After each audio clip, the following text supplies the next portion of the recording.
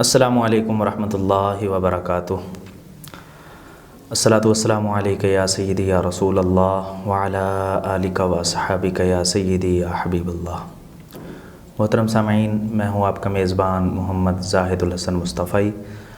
اور آپ دیکھ رہے ہیں جامعہ قادریہ رضویہ ٹرسٹ فیصل آباد کے آفیشیل یوٹیوب چینل سے خصوصی افطار ٹرانسمیشن نور رمضان۔ محترم سامعین، ہمیشہ کی طرح آج پھر آپ کی خدمت میں حاضر ہوئے ہیں ایک نئے عنوان کے ساتھ اور نئی شخصیت کے ساتھ۔ آج کا جو ہمارا گفتگو کا عنوان ہے وہ ہے زکوٰۃ کے مسائل و احکام اور مصارف زکوٰۃ۔ تو انشاءاللہ العزیز آج ہم زکوٰۃ کے حوالے سے گفتگو کریں گے کہ زکوٰۃ کی فرضیت اور زکوٰۃ کی اہمیت، اور پھر زکوٰۃ دینے والوں کے فضائل اور نہ دینے والوں کے اوپر وعیدیں کیا بیان فرمائی گئیں، اور اس کی برکتیں وغیرہ اللہ رب العزت نے کیا بیان فرمائی ہیں، اور پھر آ جائیں جی مصارف زکوٰۃ، کن لوگوں کو زکوٰۃ دینی چاہیے، کون سے لوگ زکوٰۃ لینے کے مستحق ہوتے ہیں، اور پھر چند کچھ مسائل جو جدید مسائل جنہیں آپ کہہ لیں، ان کے اوپر آج انشاءاللہ ہماری گفتگو ہوگی۔ آج ہمارے ساتھ موجود ہیں جناب قبلہ مفتی محمد عزیز جہاں مظہری صاحب۔ ہم آپ کا شکریہ ادا کرتے ہیں کہ آپ تشریف لائے۔ قبلہ مفتی صاحب، ہم زکوٰۃ کے متعلق آج آپ سے کچھ چیزیں جاننے کی کوشش کریں گے اور اپنے سامعین تک پہنچائیں گے۔ سب سے پہلے یہ بیان فرمائیں کہ زکوٰۃ کی فرضیت و اہمیت کیا ہے قرآن و حدیث کی روشنی میں۔ بسم اللہ الرحمن الرحیم، نحمدہ ونصلی ونسلم علی رسولہ الکریم، اما بعد فاعوذ باللہ من الشیطان الرجیم، بسم اللہ الرحمن الرحیم۔ سب سے پہلے تو بہت زیادہ مشکور ہوں میں جامعہ قادریہ رضویہ ٹرسٹ فیصل آباد کی سوشل میڈیا ٹیم کا، جنہوں نے ایک مرتبہ پھر آج مجھے گفتگو کا موقع عطا فرمایا ہے۔ جہاں تک زکوٰۃ کی فرضیت کی بات ہے تو زکوٰۃ کی فرضیت کے بارے میں فقہاء نے لکھا ہے کہ سن 2 ہجری کو زکوٰۃ فرض ہوئی۔ علامہ مولا علی قاری رحمہ اللہ تعالیٰ نے بھی یہی لکھا ہے کہ سن 2 ہجری کو زکوٰۃ فرض ہوئی، لیکن جو قابل اعتماد قول ہے جس پر علماء نے اعتماد کیا ہے وہ یہ ہے کہ اجمالاً زکوٰۃ مکۃ المکرمہ میں فرض ہو گئی تھی، اور اس کی وہ ایک دلیل دیتے ہیں جو مسند امام احمد بن حنبل کے اندر ہے کہ حضرت سیدنا جعفر طیار رضی اللہ تعالی عنہ جب آپ دیگر صحابہ کرام علیہم الرضوان کے ساتھ پہلی ہجرت کر کے حبشہ گئے، ہجرت حبشہ ہوئی، تو وہاں جب حبشہ میں پہنچے تو مشرکین مکہ نے شاہ حبشہ کو حضرت نجاشی رضی اللہ تعالی عنہ کو ڈیمانڈ کی کہ ان مسلمانوں کو اپنے شہر سے، اپنے ملک سے نکال دیا جائے۔ تو حضرت نجاشی رضی اللہ تعالی عنہ نے حضرت سیدنا جعفر طیار رضی اللہ تعالیٰ عنہ اور مسلمانوں کا موقف سننے کے لیے حضرت سیدنا جعفر طیار رضی اللہ تعالیٰ عنہ کو اپنے دربار میں بلایا، اور بلا کے پوچھا کہ آپ جس دین کی بات کرتے ہیں اس دین کی تعلیمات کیا ہیں، اور آپ جس نبی علیہ السلام کی بات کرتے ہیں ان کی تعلیمات کیا ہیں۔ تو حضرت سیدنا جعفر طیار رضی اللہ تعالیٰ عنہ نے جب تعلیمات بتانا شروع کی تو آپ نے فرمایا امرنا بالصلاۃ والزکوٰۃ والصیام، کہ وہ ہمارے نبی علیہ السلام ہمیں نماز کا بھی حکم دیتے ہیں، زکوٰۃ کا بھی حکم دیتے ہیں، اور روزے کا بھی حکم دیتے ہیں۔ تو ظاہر ہے اس وقت ہجرت تو ہوئی نہیں تھی، لیکن حضرت سیدنا جعفر طیار رضی اللہ تعالیٰ عنہ وہاں حبشہ میں شاہ نجاشی کے سامنے یہ اظہار کر رہے ہیں کہ حضور علیہ السلام ہمیں نماز پڑھنے کا اور زکوٰۃ دینے کا، روزہ رکھنے کا حکم دیتے ہیں۔ تو پھر اس سے پتہ چلا کہ زکوٰۃ اس وقت اجمالی طور پہ فرض ہو گئی تھی۔ ہاں جب مدینہ طیبہ میں آپ تشریف لائے تو اس وقت یہ احکام تفصیل کے ساتھ وہاں اترے۔ جہاں تک آپ نے اس کی اہمیت کی بات کی ہے تو زکوٰۃ کی اہمیت کا اندازہ اس بات سے بخوبی لگایا جا سکتا ہے کہ قرآن پاک میں 32 مرتبہ اللہ پاک نے زکوٰۃ کا ذکر فرمایا ہے۔ سبحان اللہ، 32 مرتبہ زکوٰۃ کا ذکر، کیونکہ یہ حقوق العباد کا مسئلہ ہے۔ اللہ پاک نے جس طرح اپنے حقوق اللہ کی اہمیت کو واضح کیا ہے، ایسے ہی اللہ پاک نے حقوق العباد کے مسائل کا بھی بہت زیادہ خیال رکھا ہے اور اس کی اہمیت پر بھی زور دیا ہے۔ اور قرآن پاک میں حکم دیا ہے وَأَقِيمُوا الصَّلَاةَ وَآتُوا الزَّكَاةَ، نماز بھی پڑھو اور زکوٰۃ بھی دو، وَمَا تُقَدِّمُوا لِأَنفُسِكُم مِّن خَيْرٍ تَجِدُوهُ عِندَ اللَّهِ، جو تم اپنے آگے نیکی میں سے کچھ بھیجو گے تو اللہ پاک کے پاس تجدہ عند اللہ وخیرا واعظم اجرا، اللہ پاک کے پاس جب تم پہنچو گے تو وہ جو نیکی تم نے آگے بھیجی تھی وہ تمہیں اعظم صورت میں اور عظیم صورت میں بڑی نیکی تمہارے سامنے موجود ہوگی اور بہتر صورت میں موجود ہوگی۔ واستغفر اللہ ان اللہ غفور رحیم، بس اللہ پاک سے گناہوں کی معافی طلب کرتے رہا کرو کیونکہ وہ بڑا غفور الرحیم ہے، بخشنے والا مہربان ہے۔ اور اس کی اہمیت کا اندازہ اس بات سے بھی لگایا جا سکتا ہے کہ سن 9 ہجری کو جب حضور مصطفیٰ جان رحمت صلی اللہ علیہ وسلم نے حضرت سیدنا معاذ بن جبل رضی اللہ تعالی عنہ کو یمن کا قاضی بنا کے بھیجا، یمن کا چیف جسٹس بنا کے بھیجا، تو آپ کریم صلی اللہ علیہ وآلہ وسلم نے ان کو جن احکامات کے وہاں پہ نافذ کرنے کا حکم دیا ان میں زکوٰۃ بھی شامل تھی۔ اور حضرت سیدنا معاذ بن جبل رضی اللہ تعالیٰ عنہ یہ وہ نوجوان صحابی ہیں جن سے حضور علیہ السلام نے خود فرمایا انی احبک فی اللہ، اے معاذ میں اللہ پاک کے لیے تیرے ساتھ محبت کرتا ہوں۔ اور حضور فرمایا کرتے تھے اعلمہم بالحلال والحرام، قرآن کے حلال و حرام کو سب سے زیادہ جاننے والا حضرت سیدنا معاذ بن جبل، اور یقین جانیے آپ ان کی حضور علیہ السلام کی بارگاہ میں جو مقبولیت تھی اس کا اندازہ اس بات سے بھی لگا سکتے ہیں کہ جب حضور سید العالمین صلی اللہ علیہ وسلم انہیں یمن کا قاضی بنا کے بھیج رہے ہیں، چیف جسٹس، قاضی کون ہوتا ہے؟ چیف جسٹس ہوتا ہے، اس وقت ان کی عمر ہے صرف 26 سال۔ سبحان اللہ، 26 سال کے نوجوان کو آپ یمن کا چیف جسٹس بنا کے بھیج رہے ہیں۔ حالانکہ چیف جسٹس کون ہوتا ہے؟ جو عمر رس، آپ اپنی پاکستان کی تاریخ دیکھ لیں، جتنے بھی چیف جسٹس آتے ہیں ایک زندگی کا ایک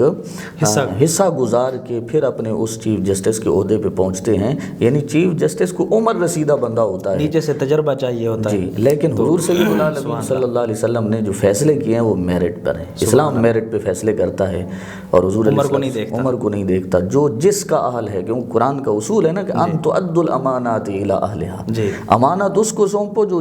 جس کا وہ اہل ہے،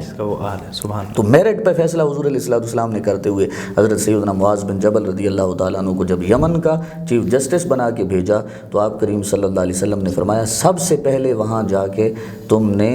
توحید کی تبلیغ کرنی ہے کہ اللہ پاک کی وحدانیت کو بیان کرنا ہے کہ اللہ پاک ایک ہے، اس کا کوئی شریک نہیں ہے۔ جب وہ اس کے قائل ہو جائیں کہ اللہ پاک کی وحدانیت کو ماننے لگ جائیں تو پھر ایسے کرنا ہے کہ انہیں نماز کا حکم دینا ہے، اور جب وہ نماز بھی پڑھنے لگ جائیں، نماز کے بھی قائل ہو جائیں تو پھر آپ نے اس کے بعد زکوٰۃ کا حکم دینا ہے، اور پھر جب زکوٰۃ بھی ادا کرنے لگ جائیں تو اس کے بعد آپ نے روزے کا حکم دینا ہے۔ تو یہ آپ کی کامیابی کا ذریعہ ہوگا، اس انداز سے آپ نے تبلیغ کرنی ہے۔ تو حضور سید العالمین صلی اللہ علیہ وسلم کا حضرت سیدنا معاذ بن جبل رضی اللہ تعالیٰ عنہ کو بھیج کے یہ تعلیم کرنا کہ وہاں پہنچ کر سب سے پہلے اللہ تعالیٰ کی وحدانیت، پھر نماز اور پھر زکوٰۃ کے اوپر زور دینا ہے، تو یہ اس کی اہمیت کی واضح دلیل ہے۔ سبحان اللہ۔ جی بالکل جی قبلہ مفتی صاحب، ہم آپ سے جو ہے نا زکوٰۃ کی ادائیگی کی برکت اور اس کی فضیلت اور اللہ رب العزت کی کیا رحمتیں نازل ہوتی ہیں اس بندے کے اوپر، اس بارے میں جاننے کی کوشش کریں گے۔ جی، جہاں تک زکوٰۃ ادا کرنے سے برکت کا تعلق ہے تو برکت تو انسان جب بھی اللہ پاک کے راستے میں کچھ خرچ کرتا ہے تو یقیناً اللہ پاک کی بارگاہ سے برکتوں کا نزول شروع ہو جاتا ہے۔ اور یہ جو اپنا مال اللہ تعالیٰ کے راستے میں خرچ کرنا ہے یہ بہت بڑی قربانی ہے۔ بالکل، یہ اللہ پاک کے راستے میں خرچ کرنا کوئی آسان نہیں۔ انسان فطری طور پہ مال سے بڑا پیار ہوتا ہے، فطری طور پہ انسان کو مال سے پیار ہے، اور اللہ پاک نے اسی لیے تو فرمایا ہے کہ لن تنالوا البر حتی تنفقوا مما تحبون، کہ تم اتنے تک نیکی کو پہنچ ہی نہیں سکتے جتنے تک تم اپنی محبوب چیز، پسندیدہ چیز کو اللہ پاک کے راستے میں خرچ نہیں کرو گے۔ تو فطرتاً آپ دیکھیں تو پیسے سے انسان کو بڑا لگاؤ ہوتا ہے، اچھے مویشیوں سے انسان کو بڑا لگاؤ ہوتا ہے، سونا چاندی سے انسان کو بڑا پیار اور محبت ہوتی ہے۔ تو ان ساری چیزوں کہ جن سے انسان کا فطری طور پہ لگاؤ ہے، اللہ پاک نے فرمایا اس کو اپنے سے جدا کر کے جب تو قربانی دے گا کہ میرے راستے میں خرچ کر دے گا تو یقیناً میں اس میں برکت بھی عطا فرماؤں گا اور اپنی طرف سے انعام بھی عطا فرماؤں گا۔ اور یقین یہی وجہ ہے، کیونکہ دیکھیں نا ہمیں جو کچھ اللہ پاک نے دیا ہے اس کا حقیقی مالک تو وہی ہے۔ جی بالکل، یہاں تک کہ صرف مال کا نہیں بلکہ ہماری جان کا بھی، بالکل۔ اور قرآن پاک میں بڑے واضح انداز سے اللہ پاک نے فرمایا ان اللہ اشتری من المؤمنین انفسهم واموالهم بان لهم الجنہ، کہ اللہ پاک نے جنت کے بدلے تمہاری جانوں اور مالوں کو خرید لیا ہے۔ تو ہم تو بکے ہوئے ہیں، ہمارے مال بکے ہوئے ہیں، ہم خود ہماری ذات بکی ہوئی ہے، اللہ پاک نے خریدا ہوا وہ کہتے ہے میرا، میں دیا بھی میں نے، خرید بھی میں نے لیا ہے، اسی سے تم جب میرے راستے میں خرچ کرو گے تو یقیناً میں انعام و اکرام کی بارش کر دوں گا۔ اور وہ انعام و اکرام کی بارش کیسے ہوتی ہے کہ جس میں بہت زیادہ برکت آ جاتی ہے۔ وہ برکت کو اگر ہم قرآن میں پڑھ کے دیکھیں تو اللہ پاک فرماتا ہے، اللہ پاک مثال کے ذریعے انسان کو سمجھاتا ہے، کیونکہ ہماری فطرتی سوچ کیا ہے، ہماری سوچ عام طور پہ کیا ہے کہ اگر کچھ دے دیا جائے کسی کو تو انسان کے پاس تھوڑا رہ جاتا ہے۔ مثال کے طور پہ ایک شخص کے پاس 1,00,000 روپے تھے، اس 1,00,000 میں سے اس نے 2,500 روپے زکوٰۃ دے دی، تو بظاہر تو کم ہو گئے 2,500 روپے۔ اب انسان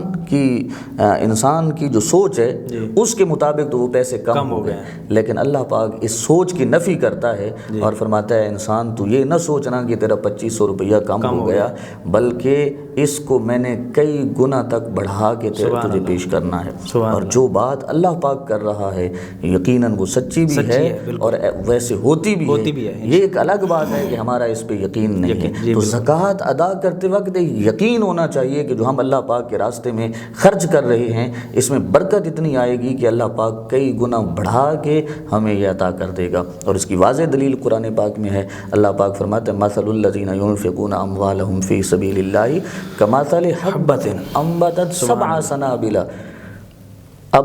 سبع سنابل فی کل سنبلۃ مئۃ حبۃ واللہ یضاعف لمن یشاء واللہ واسع علیم۔ فرمایا اے بندے جو تو اللہ پاک کے راستے میں خرچ کرتا ہے اس کی مثال ایسے ہے جیسے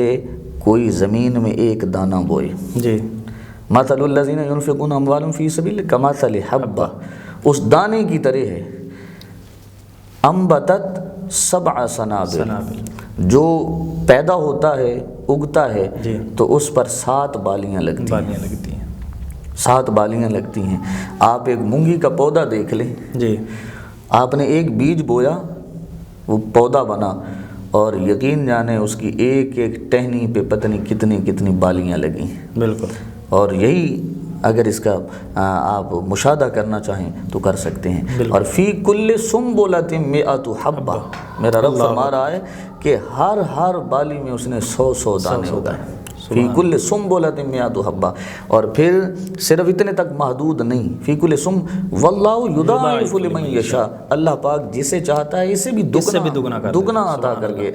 دگنا فرما کے عطا کر دیتا ہے۔ اب دیکھیں، اب اللہ پاک نے مثال کے ذریعے واضح کر دیا کہ انسان جب تو ایک دانہ بوتا ہے تو اللہ پاک اسے کتنا 700 تک بڑھا دیتا ہے۔ ایک دانے کے بدلے تجھے 700 دانے، کیونکہ ایک بالی میں 7 دانے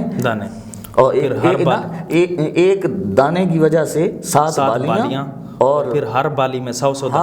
ہر بالی میں 100 دانے، تو کتنا ہو گیا 700 دانے ایک دانے کے بدلے تجھے مل رہے ہیں۔ تو اللہ پاک مثال دے کے انسان کو سمجھا رہا ہے کہ انسان اگر تو 1 روپیہ اللہ پاک کے راستے میں خرچ کرے گا تو یقیناً اس کی رحمت سے بعید نہیں ہے کہ وہ تجھے اس کے بدلے میں 700 عطا فرما دے۔ بالکل، اور کمائی کے راستے کھول دے گا اللہ پاک۔ ہاں، پھر اس سے بڑھ کے یہ جو ہے نا واللہ یضاعف لمن یشاء، اس کے بارے میں مفسرین نے لکھا ہے کہ یہاں اللہ پاک ایک لمٹ کو ذکر کر کے پھر فرما رہا ہے واللہ یضاعف لمن یشاء، اللہ پاک جسے چاہتا ہے اس سے بھی دگنا کر دیتا ہے۔ اس کی وجہ کیا ہے؟ تو وہ فرماتے ہیں کچھ لوگ ایسے ہوتے ہیں جن کا دیتے وقت اخلاص اتنا نہیں ہوتا کہ جتنا کسی دوسرے شخص کا اخلاص ہوتا ہے، یعنی وہ اخلاص کے اعلیٰ درجے پر فائز ہو کے جب اللہ پاک کے راستے میں خرچ کرتا ہے تو اس کے اخلاص کی وجہ سے اللہ پاک اس کے اس 700 کو دگنا کر دیتا ہے۔ ظاہر ہے جب 700 کو دگنا کیا جائے گا تو پھر 1400 بن جائے گا۔ تو یقیناً اللہ پاک نے جو اللہ پاک کے راستے پہ مال خرچ کیا جائے، رب ذوالجلال نے اس میں اتنی بڑی برکتیں رکھی ہیں۔ اور پھر یہ نہیں ہے کہ جو ہے زکوٰۃ دینے سے برکت نہیں ہوتی، یا پھر زکوٰۃ بندہ روکے رکھے، یعنی مال کو روکے رکھے تو پھر اس کا کوئی بڑھتا رہے گا، نہیں، بلکہ اگر انسان روکے رکھے گا تو اس کا نقصان ہے، اس کا نقصان ہے۔ اور نقصان کیسے ہے؟ حضور سید العالمین صلی اللہ علیہ وسلم نے فرمایا روزانہ 2 فرشتے زمین پہ اترتے ہیں صبح کے وقت، اور وہ گلیوں میں اعلان کر رہے ہوتے ہیں، یہ صحیح بخاری کی حدیث ہے، گلیوں میں اعلان کر رہے ہوتے ہیں، اور اعلان کیا ہوتا ہے؟ یا اللہ آج جس نے تیرے راستے پر خرچ کیا ہے اور جتنا مال خرچ کیا ہے اس سے دگنا اسے عطا کر دے۔ سبحان اللہ، یہ فرشتے دعا کر رہے ہوتے ہیں، یہ فرشتے دعا کر رہے ہوتے ہیں، سبحان اللہ۔ ایک فرشتہ یہ دعا کرتا ہے اور دوسرا دعا کرتا ہے یا اللہ پاک آج جس نے مال کو روک رکھا ہے اور تیرے راستے میں خرچ نہیں کیا، یا اللہ تو اسے اتنا نقصان عطا کر دے۔ اللہ اکبر۔ اب فرشتوں کی دعا ہو اور قبولیت کو نہ پہنچے، اور پھر فرشتے جو بھی کام کرتے ہیں زمین پر بھی ایسے نہیں اترتے، اللہ پاک کے حکم سے اترتے ہیں، اور جو کچھ وہ کر رہے ہیں وہ بھی اللہ پاک کے حکم سے کرتے ہیں۔ تو یقیناً ماننا پڑے گا کہ اللہ پاک نے انہیں حکم دے کے بھیجا ہے کہ جا کے زمین پہ ایسی دعا کرو کہ جو اللہ پاک کے راستے پہ خرچ کر رہا ہے اسے اس جیسا اور عطا کر دیا جائے، اور جو نہیں کر رہا اپنے مال کو روک کے بیٹھا ہے، بخیل بن کے بیٹھا ہے، تو اسے اس کے مال کو تلف کر لیا جائے۔ تو ہمیں پتہ ہی نہیں ہوتا، جو شخص زکوٰۃ نہیں دیتے انہیں پتہ ہی نہیں ہوتا کہ ہمارا مال کیسے ضائع ہو گیا، کبھی تو انہیں مال میں گھاٹا نقصان آ جاتا ہے۔ یہی وجہ تو ہے کہ وہ جو ہے نا، مطلب اگر زکوٰۃ دے دیتے تو جو باقی ماندہ مال تھا وہ حلال ہو جاتا، حلال زکوٰۃ نہیں دیتے تو اس کو بھی حرام میں شامل کر لیتے ہیں، حرام بھی ہو جاتا ہے اور اس کے ساتھ ساتھ نقصان بھی ہو جاتا ہے، نقصان بے برکتی حرام کی وجہ سے۔ مثال کے طور پہ کوئی ایسی بیماری مسلط کر دیتا ہے، جی بالکل، ایسی بیماری مسلط دیکھ لیں آج کل ہر قسم بیٹا بیمار ہو جاتا ہے، بیٹا بیمار ہو جاتا ہے، اس کو لے کے جب ہاسپٹل جایا جاتا ہے تو وہ جب ہاسپٹل میں داخل ہوتا ہے تو اس پر پیسے جتنے بھی لگ رہے ہیں تو وہ نقصان ہی ہے، وہ نقصان ہے بالکل۔ اللہ پاک نقصان ایسے ہی ہمیں یعنی پتہ ہی نہیں ہوتا کہ یہ اللہ پاک کس وبا کی وجہ سے نقصانات ہم پر مسلط کر دیتا ہے، ایسی بیماریاں مسلط کر دیتا ہے کہ اس کی وجہ سے ہمارا بہت بڑا نقصان ہو جاتا ہے اور ہمیں پتہ ہی نہیں ہوتا۔ اور یہ یقیناً اس وجہ سے ہوتا ہے کہ ہم اللہ رب العزت کی نافرمانیاں کر رہے ہوتے ہیں۔ جی۔ اور یقین مانیں اس میں صحابہ کرام علیہم الرضوان کا عمل دیکھیے، حضور سید العالمین صلی اللہ علیہ وسلم نے جب بھی صحابہ کرام علیہم الرضوان کو فرمایا کہ اللہ پاک کے راستے میں خرچ کرو تو صحابہ کرام نے پھر پیچھے مڑ کے نہیں دیکھا کہ گھر میں کیا بچ رہا ہے۔ بالکل، اب غزوہ تبوک کو دیکھ لیں، تاجدار صداقت سیدنا صدیق اکبر رضی اللہ تعالیٰ عنہ پورا گھر کا گھر جتنا جو کچھ بھی گھر میں تھا اس وقت وہ دیواروں کے اوپر بھی ہاتھ مار رہے ہیں، سارا کچھ اٹھا کے لے آئے۔ سیدنا فاروق اعظم رضی اللہ تعالیٰ عنہ گھر کا آدھا سامان اٹھا کے لے آئے، جو کہ نسبتاً زیادہ تھا، نسبتاً زیادہ سیدنا صدیق اکبر رضی اللہ۔ اور یقین جانیے امام قرطبی نے اس بات کو لکھا ہے کہ جب تاجدار صداقت سیدنا صدیق اکبر رضی اللہ تعالیٰ عنہ حضور کی بارگاہ میں مال لے کے بیٹھے تھے تو اللہ پاک نے جبریل امی کو بھیجا، سبحان اللہ، اور جبریل امی کو بھیج کے پوچھوایا، حضور علیہ الصلوۃ والسلام سے پوچھا کہ یا رسول اللہ، آپ جبریل امین نے آ کے عرض کی یا رسول اللہ آج آپ کے پاس آپ کے غلام صدیق اکبر حاضر ہیں اور گھر کا سارا کچھ انہوں نے پیش کر دیا ہے، ان سے یہ تو پوچھیں کہ کیا سب کچھ اللہ پاک کے راستے میں دے کے کہیں پہ پچھتائے تو نہیں ہیں؟ اللہ اکبر۔ تو سیدنا صدیق اکبر سے جب پوچھا گیا تو آپ رونے لگ گئے، عرض کی یا رسول اللہ میں نے تو جس دن سے سودا کیا ہے یہ میں نے کبھی سوچا ہی نہیں ہے کہ کتنا جا رہا ہے اور کتنا آ رہا۔ تو جبریل امین رب کی بارگاہ میں گئے اور واپس آ کے عرض کی کہ اللہ پاک خوشخبری دیتا ہے، سیدنا صدیق اکبر کو خوشخبری سنا دو کہ اگر آپ اپنا گھر کا سارا کچھ اللہ کے راستے میں دے کر راضی ہو چکے ہیں تو تمہیں مبارک ہو، تمہارا رب بھی تمہارے ساتھ راضی ہو۔ ڈاکٹر اقبال نے اسی طرف اشارہ کرتے ہوئے کہا تھا نا کہ اتنے میں وہ رفیق نبوت بھی آ گیا، سبحان اللہ، جس سے بنائے محبت ہے استوار، لے آیا اپنے ساتھ وہ مرد وفا سرشت، ہر چیز جس کا چشم جہاں میں ہو اعتبار، سبحان اللہ، بولے حضور چاہیے فکر عیال بھی، کہنے لگا وہ عشق و محبت کا رازدار، پروانے کو چراغ ہے بلبل کو پھول، بس صدیق کے لیے ہے خدا کا رسول بس۔ یہ ڈاکٹر اقبال نے ان الفاظ کا ترجمہ کیا جب حضور علیہ السلام نے پوچھا کہ ماں ابقیت لأہلک یا ابا بکر، تو انہوں نے عرض کی ابقیت لہم اللہ ورسولہ، آج گھر میں اللہ اور اس کے رسول کا نام چھوڑ آیا ہوں۔ بالکل، سبحان اللہ جی، قلندر لاہوری کے کیا کہنے۔ جی محترم سامعین، ہم زکوٰۃ جیسے ایک حساس اور عظیم ٹاپک کے اوپر گفتگو کر رہے ہیں، ہماری گفتگو انشاءاللہ جاری رہے گی۔ ہم یہاں پہ لیتے ہیں ایک چھوٹی سی بریک، انشاءاللہ تھوڑی دیر کے بعد حاضر ہوتے ہیں۔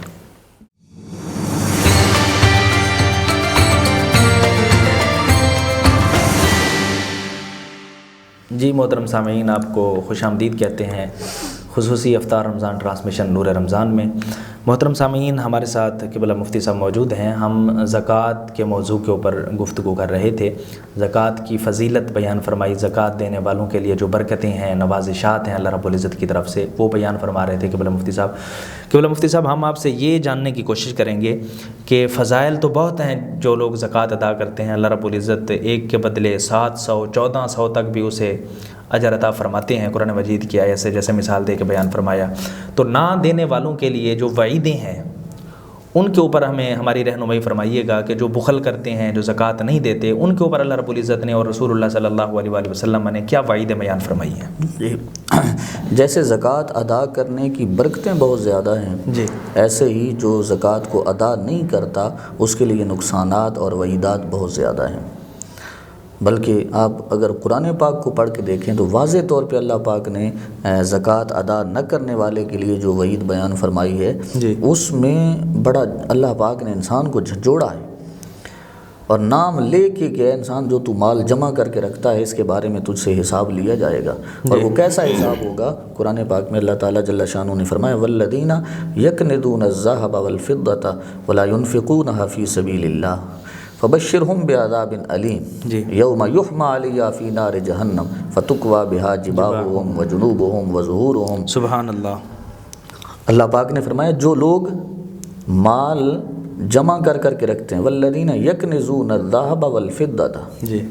جو لوگ سونا اور چاندی کو جمع کر کے رکھتے ہیں، ولا ينفقونها فی سبیل اللہ، اور انہیں اللہ کے راستے میں خرچ نہیں کرتے، یعنی ان میں سے زکوٰۃ نہیں دیتے، فبشرہم بعذاب علیم، تو انہیں اے محبوب دردناک عذاب کی خبر عطا فرما دو۔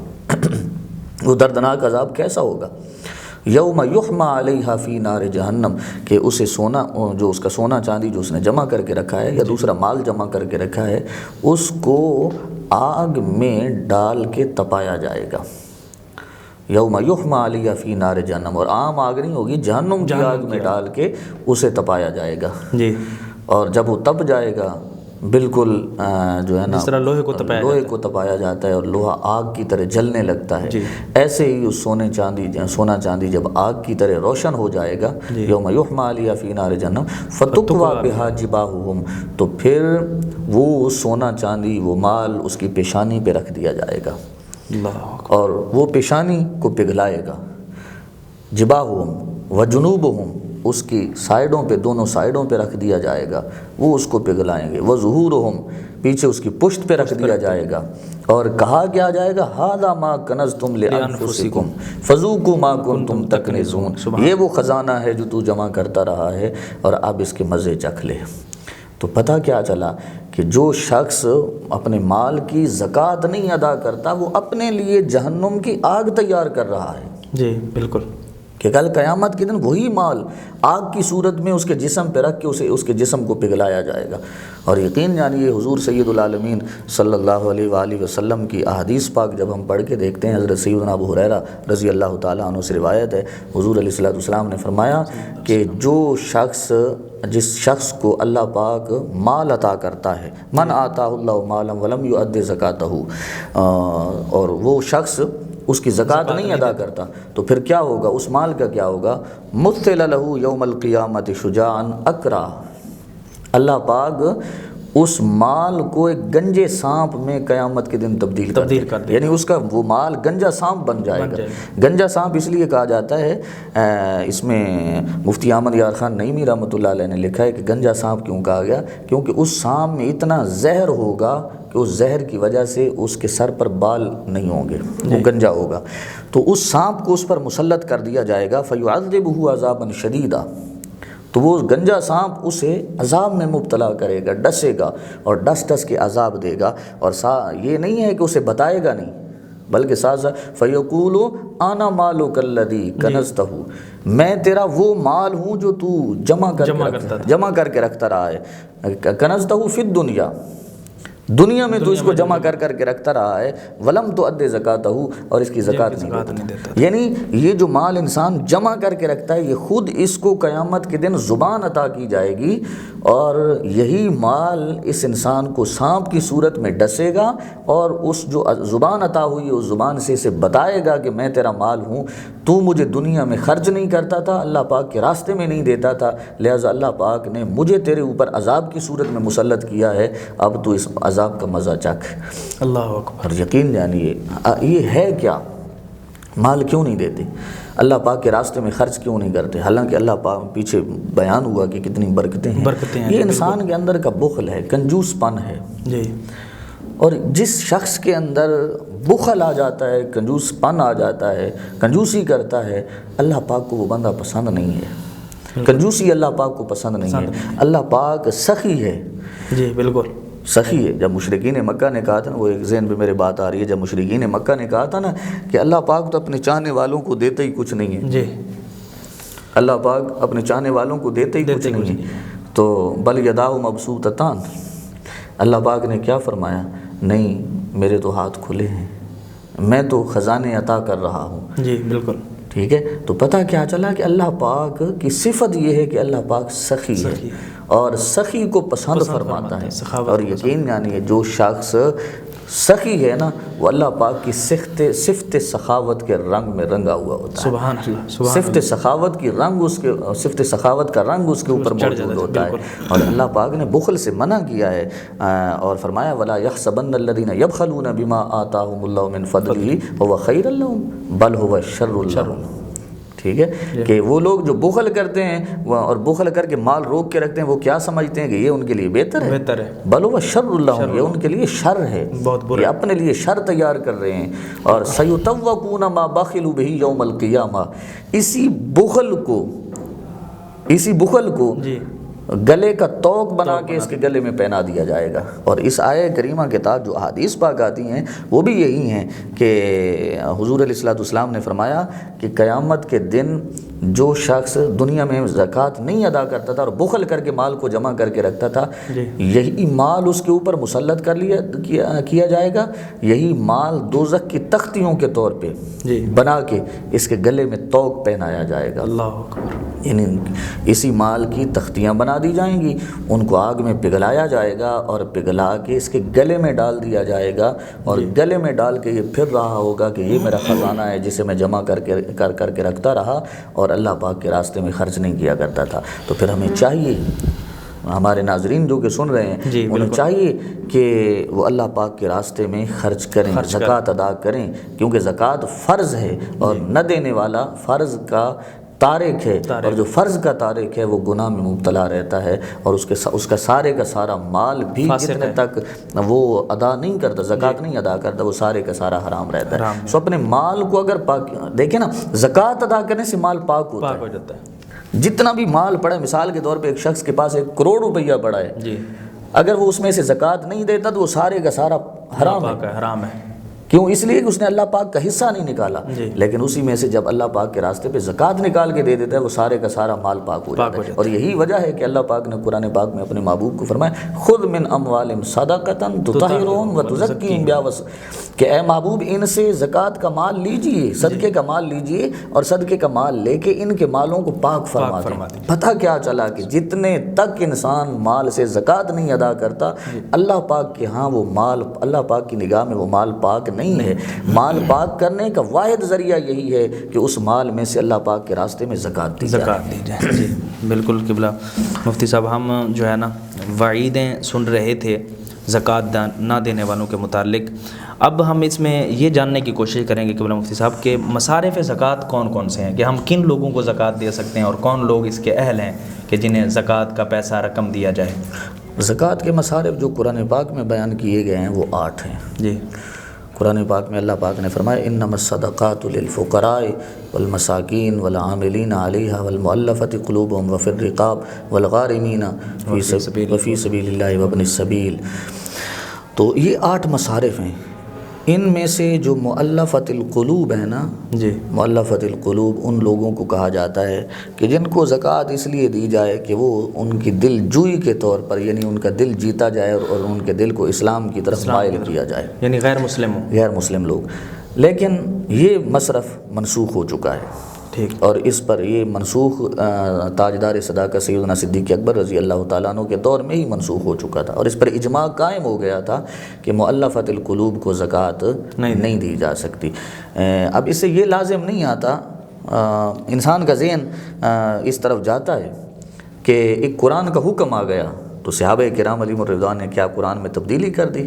قرآن میں آ گیا کہ مؤلفۃ القلوب کو زکوٰۃ دو، لیکن صحابہ کرام علیہم الرضوان کا اپنے دور میں اس پہ اجماع ہو گیا کہ مؤلفۃ القلوب کو زکوٰۃ نہیں دینی۔ تو اس کی وجہ کیا ہے؟ یقیناً صحابہ کرام علیہم الرضوان ایسی بات پہ اجماع کر ہی نہیں سکتے کہ جس کی ان کے پاس کوئی دلیل نہ ہو۔ تو یقیناً ان کے پاس یہ دلیل ہوگی،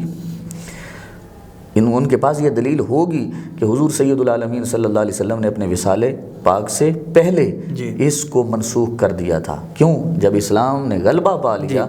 تو اسلام کے غلبہ کے بعد یہ منسوخ ہو گیا، اور یہی فقہائے کرام نے لکھی ہے۔ امام ابن حمام رحمہ اللہ تعالیٰ نے یہی بات لکھی ہے کہ حضور علیہ الصلوۃ والسلام کے صحابہ کرام علیہم الرضوان کا اجماع اس بات کی دلیل ہے کہ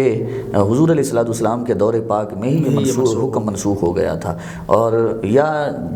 یہ حکم جس علت کی وجہ سے تھا وہ علت ختم ہو گئی، جس کی وجہ سے اس کا حکم بھی ختم ہو گیا۔ تو اس میں سے 8 مصارف میں سے مؤلفۃ القلوب تو نکل گیا، باقی بچے ہیں 7 مصارف۔ سب سے پہلے ہے انما الصدقات للفقراء۔ فقیر کون ہوتا ہے؟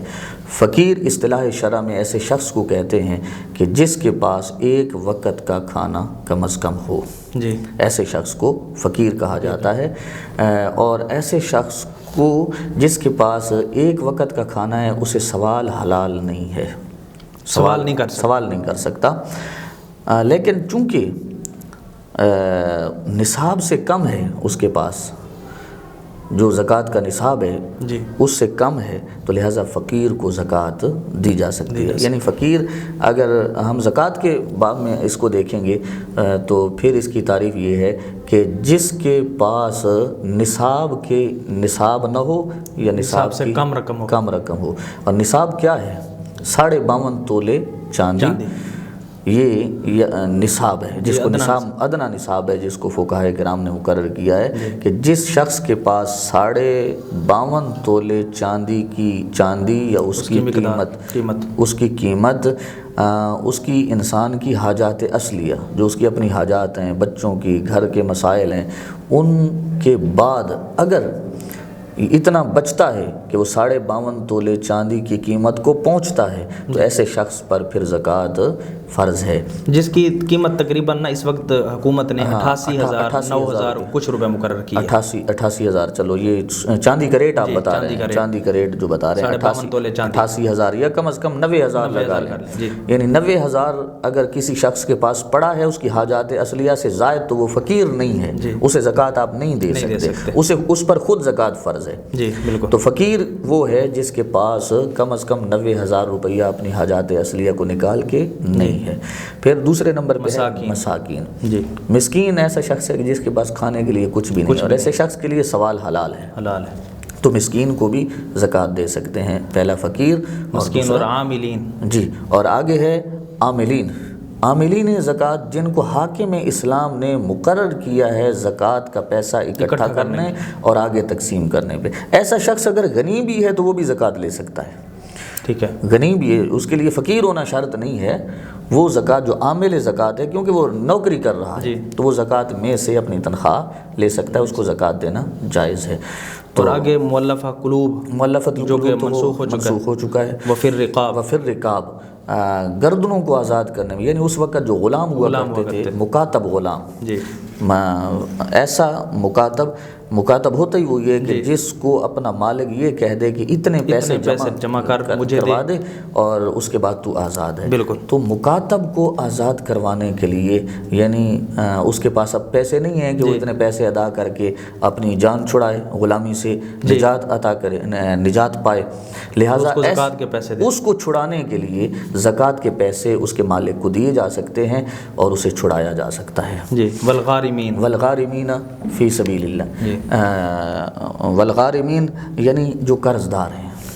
جن کے اوپر قرض ہے، قرض کے بوجھ تلے دبے ہیں، قرض ادا نہیں کر سکتے، آپ ان کو زکوٰۃ دے دیں کہ آپ اپنا قرض ادا کر دیں۔ وفی سبیل اللہ، جو اللہ پاک کے راستے میں ہیں، یعنی مجاہدین ہو گئے بے سر و سامان، یا حاجی جب حج پہ جاتے ہیں تو بالخصوص ان کے لیے حکم آیا تھا کہ جو حاجی حج کرنے کے لیے جاتے ہیں اور بے سر و سامان ہوتے ہیں، ان کے پاس کچھ نہیں ہوتا ہے، سفر میں اپنی ضروریات زندگی بحال کرنے کے لیے کچھ نہیں ہوتا، تو ان کو بھی زکوٰۃ آپ دے سکتے ہیں۔ وابن السبیل، کوئی مسافر ہے، کہیں سفر پہ، شرعی سفر پہ گیا ہے، جتنا شرعی سفر بنتا ہے اس پہ وہ گیا اور اس کے پاس کچھ نہیں ہے، بے شک وہ گھر میں غنی تھا لیکن وہاں سفر میں ہے، مثال کے طور پہ میں اب میاں والی میں رہتا ہوں، میں یہاں آ گیا فیصل آباد میں، تو فیصل آباد میں آ کے میرے پاس پیسے گم ہو گئے تھے تو صحیح، لیکن پیسے گم ہو گئے، اب میرے پاس کرایہ لگانے کے لیے یا ضروریات زندگی کو بحال رکھنے کے لیے میرے پاس کچھ نہیں ہے، تو ایسے شخص کو زکوٰۃ دی جا سکتی ہے، وہ مسافر ہے، اسے زکوٰۃ آپ دے سکتے ہیں۔ تو یہ 8 مصارف زکوٰۃ ہیں ٹوٹل، جن میں سے مؤلفۃ القلوب کو نکال کے 7 رہ جاتے ہیں جن کا دین اسلام میں۔ اور یہ کہ مفتی صاحب فی سبیل اللہ میں جامعات میں جو طالب علم ہوتے ہیں یہ بھی فی سبیل اللہ میں آ جائیں گے؟ بالکل یہ اللہ کے راستے میں ہیں، بالکل ایسے ہی اللہ تعالیٰ کے راستے میں ہیں، سفر کر کے یہاں دین کی تعلیم حاصل کر رہے ہیں، اور ان کو میرا خیال میں زکوٰۃ دینا افضل ہے کہ یہ ایک تو دین کی تعلیم حاصل کر رہے ہوتے ہیں، بالکل ان لوگوں کا ایک دین کی ترویج و اشاعت میں بھی ہاتھ جو ہے نا، بالکل ایسے ہی ہے۔ لوگوں کو چاہیے کہ جن کے ساتھ جامعات ہیں اور بچے قرآن پاک کی تعلیم حاصل کر رہے ہیں، جس طرح کہ ہمارے جامعہ قادریہ رضویہ میں ہزاروں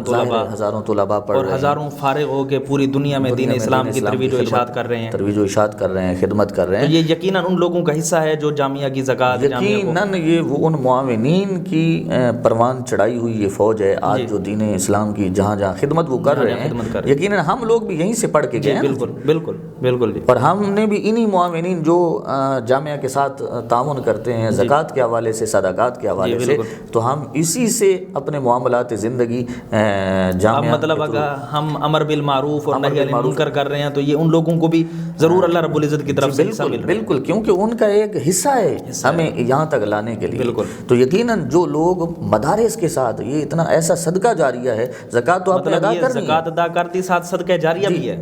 زکوٰۃ تو آپ نے ادا کرنی ہے، تو آپ کو چاہیے کہ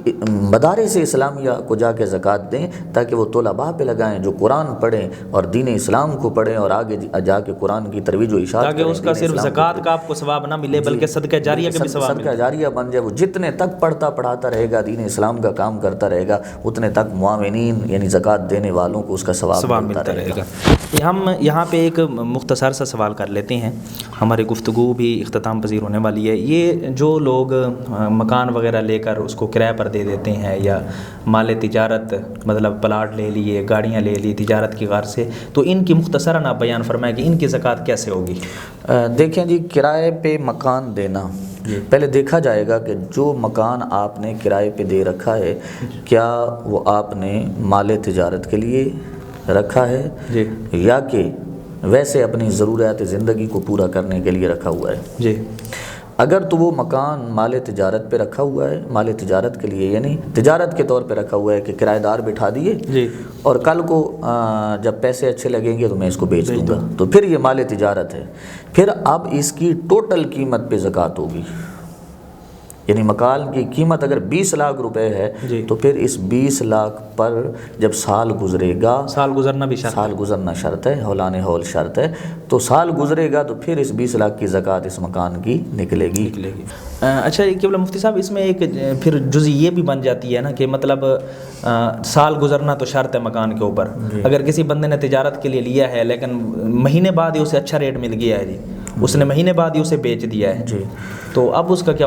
اب اس کے لیے یہ ہے کہ اس کا پیسہ جو تجارت میں لگا ہے نا مثال کے طور پہ وہ مکان بیچ کے وہ اور خریدے گا تو یہ جو اس کا پیسہ گھوم رہا ہے نا اس پیسے پر سال گزرنا شرط ہے۔ جب وہ سال گزرے گا، عام طور پہ جو مکان آپ کرائے پہ دیتے ہیں اور آپ کی ضروریات زندگی، اپنی ضروریات زندگی کے لیے وہ رکھا ہوا ہے، تجارت کے طور پہ نہیں رکھا، تو پھر اس مکان پہ زکوٰۃ نہیں ہے بلکہ اس کے مکان کے کرائے پہ۔ کرایہ یعنی اتنی مقدار میں سال کے بعد پہنچ جاتا ہے کہ آپ وہ نصاب پورا ہو جائے، یا پھر دوسرے پیسوں کے ساتھ ملا کے